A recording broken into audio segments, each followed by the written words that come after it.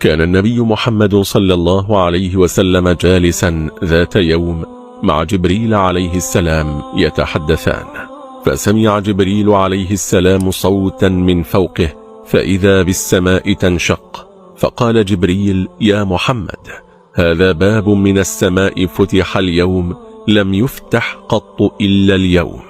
فنزل ملك عظيم، فلما رآه جبريل عليه السلام تصاغر وتواضع، فقال: هذا ملك نزل إلى الأرض ما نزل منذ خلق ولم ينزل إلا لقيام الساعة. فلما نزل قال: يا محمد، أرسلني إليك ربك أخيرك بين أن تكون ملكا نبيا أم عبدا رسولا.